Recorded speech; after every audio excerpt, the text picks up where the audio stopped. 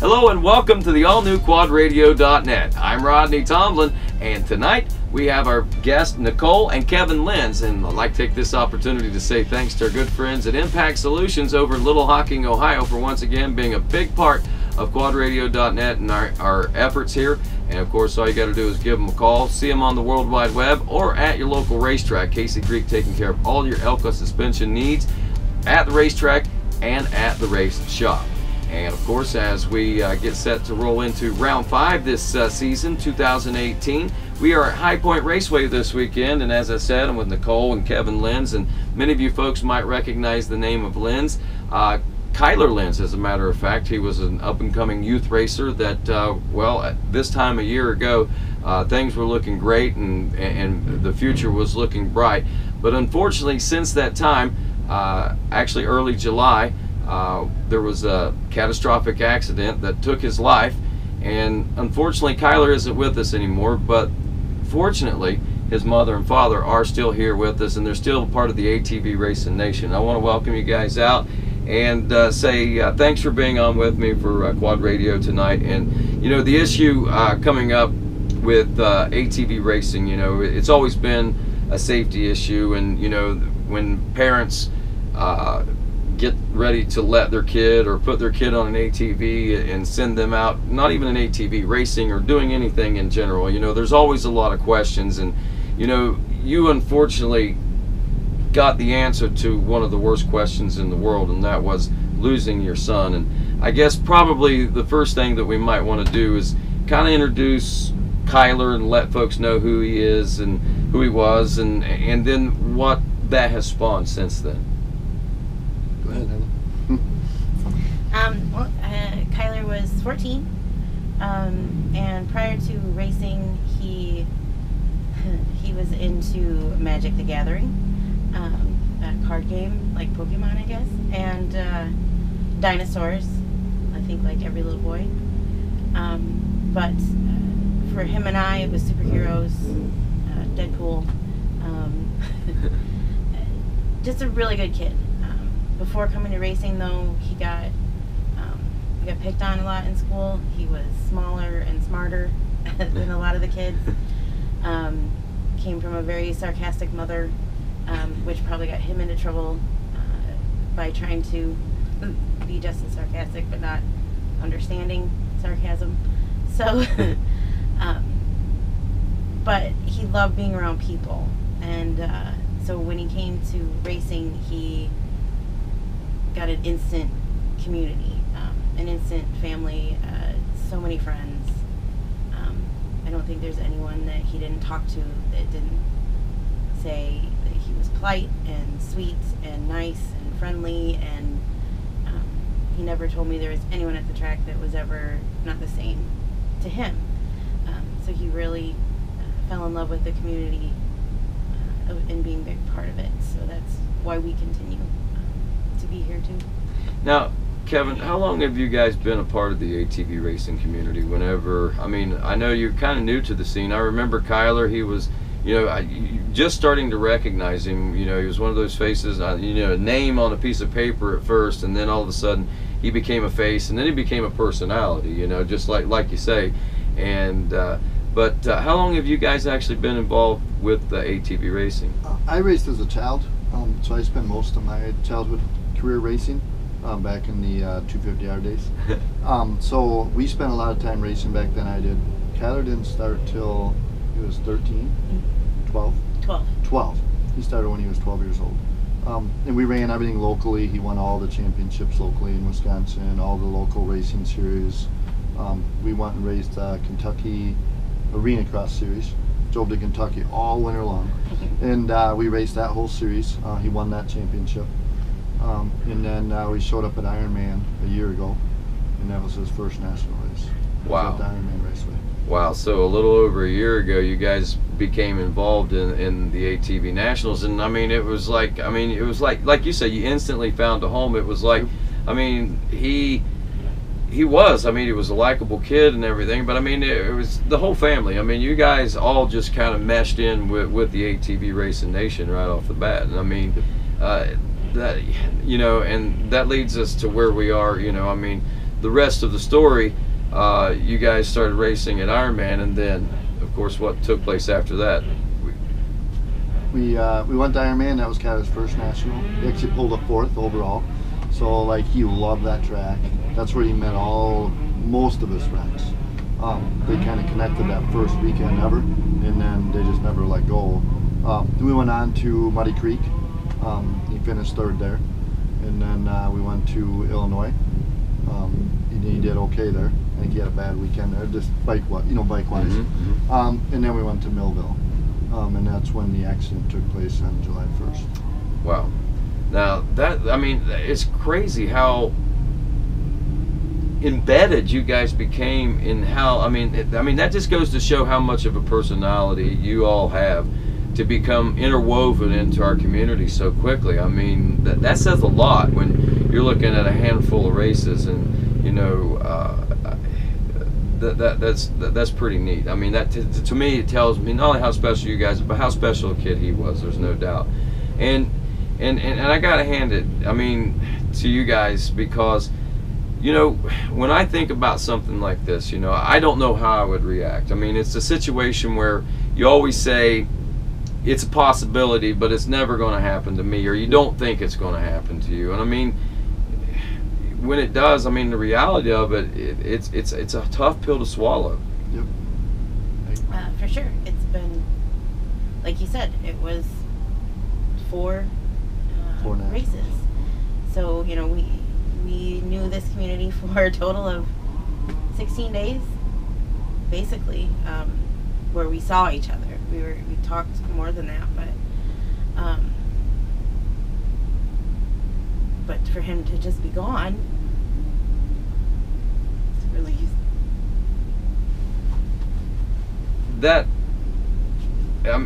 it's inspiring. That you guys found such a home so quickly, and how comfortable he felt here and how happy he was here, and that's what inspired you guys to keep coming back. I remember seeing you guys after the incident and at the very next race, and not really knowing what to say. But I was like, wow, I don't know if I could do that, but I understand why. I think why you were here. And maybe a lot of people that isn't involved in racing in a community like this don't understand, but it obviously ATV racing is a great community, huh? Yeah. It's family. It helped me heal. I needed to be here. I think if we wouldn't have been here, I think it would have been worse. I think it would have been even harder. sure. It was nice seeing all of the ATV family, all the people that knew them. Everybody pulled together and gave us a lot of love, which was quite amazing in such a short time. Some of our best friends are at this series and always will be. Yeah. Tell me a little bit about the teams that you guys have gotten organized here. My idea was to start a youth rider program. Kyler was a youth rider. Youth riders can get sponsorships, but they don't get money. They're not pros. They don't get paid to do these things, and that's okay. They race for the plastics and they like it. But I know as a parent that this racing stuff is expensive.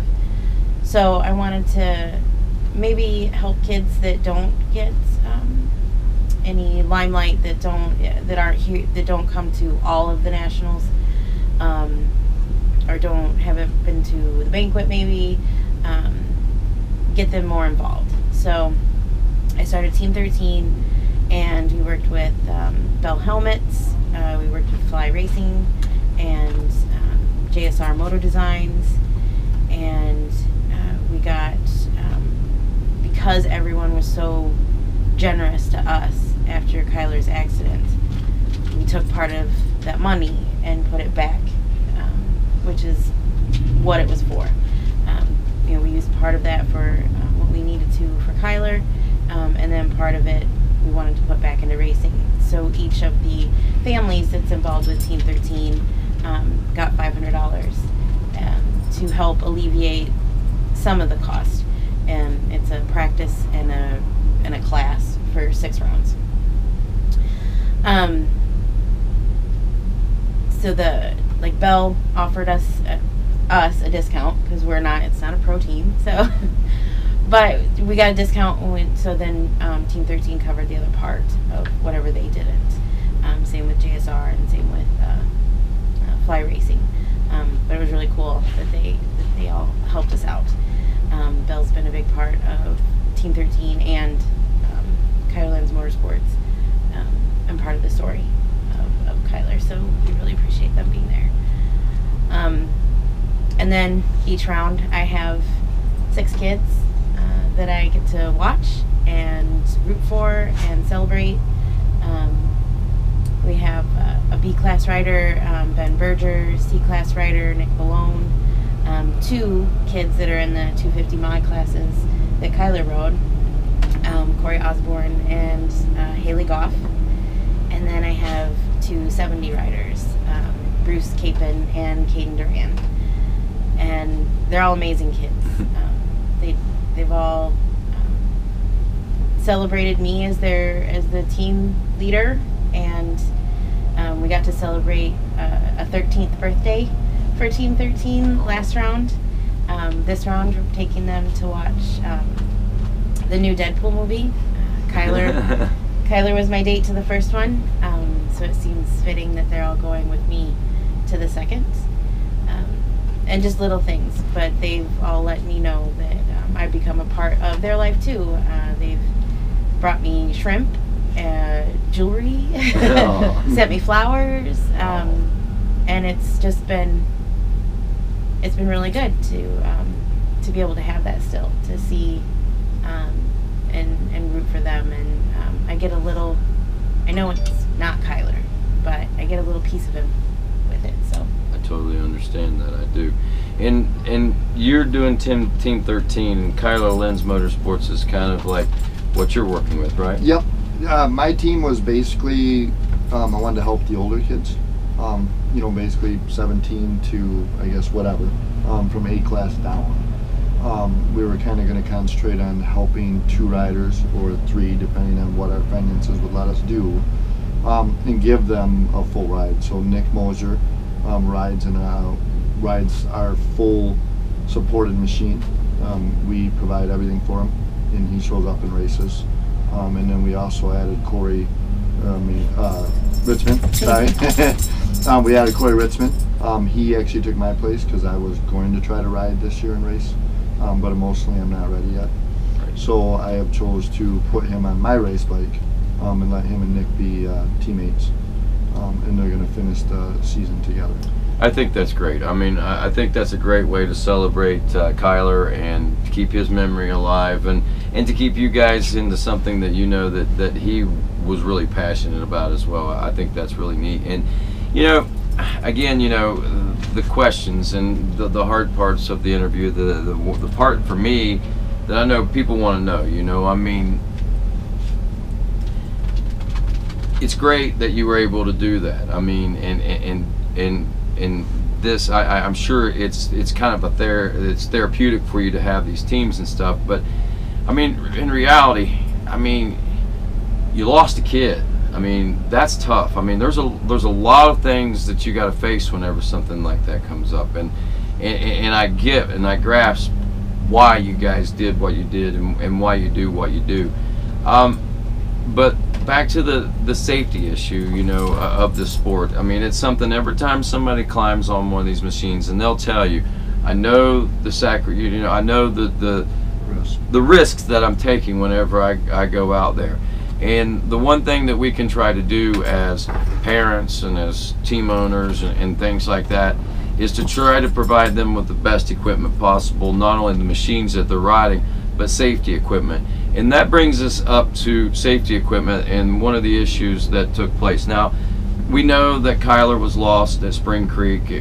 We will say this, it was nothing that nobody knows that anyone did in track preparation. It was nothing that anyone did in racing. It was just an incident that took place. It was something that unexpected and crazy and off the wall, and a 1 in a million shot or a 1 in a billion shot. I mean, these are things that happen that you just don't expect. And it was an incident, a normal get off, but it wasn't a normal get off. Talk to us about what happened. I mean, the magnitude of the crash and how the injuries, how he succumbed to the injuries and things like that, so people kind of get an idea. And then let's talk about what we can do to maybe prevent that from happening to someone else in the future.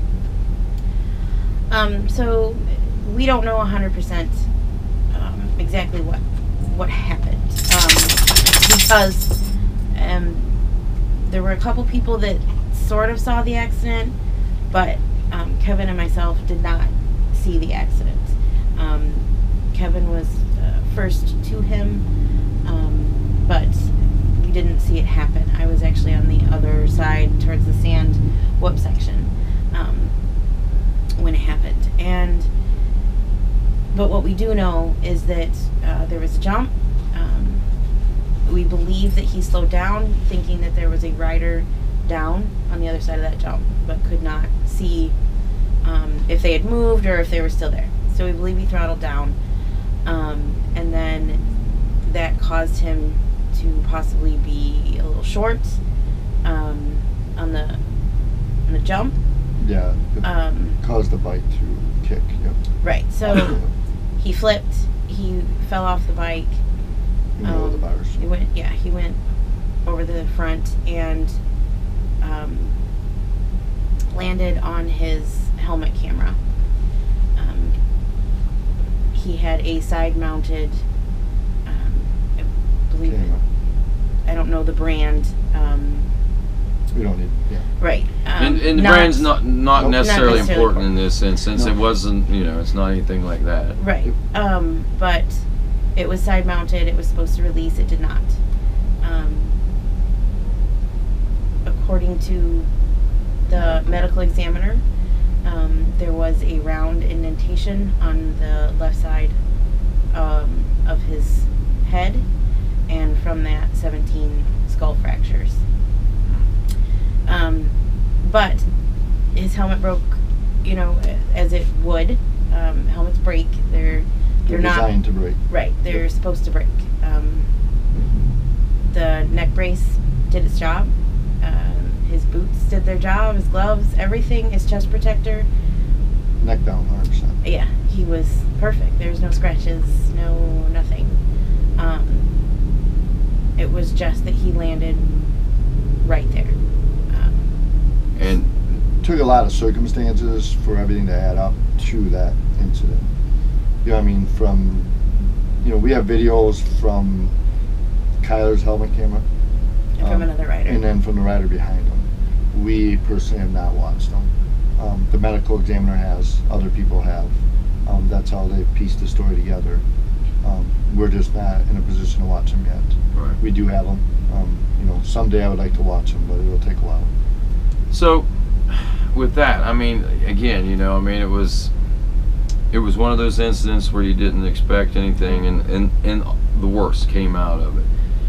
We've since then learned what may have been the ultimate thing that caused the problem at the end, and that was the camera mount. And we understand that it went in. It made an invention in his head. It made the pressure of the impact come to that spot. So the pressure that may not have been as big a deal without it there, with it there, it all went to that point and then exploded. The major blow that hurt him was where the camera was mounted. Mm-hmm. He had multiple skull fractures, I think 17 of them to be exact. That was all over front, rear, back, top. But the blow from the position of where the camera was mounted, as they said, it was the blow that that ended his life, and that was the bad blow. So we can't guarantee the outcome or the results without the camera there. We don't know what would have played out. Right. Because that obviously changed the contour of the helmet and everything and what it should have and would have done. Mm-hmm. Right. So, and I guess that brings us to a point for people to think about in the future.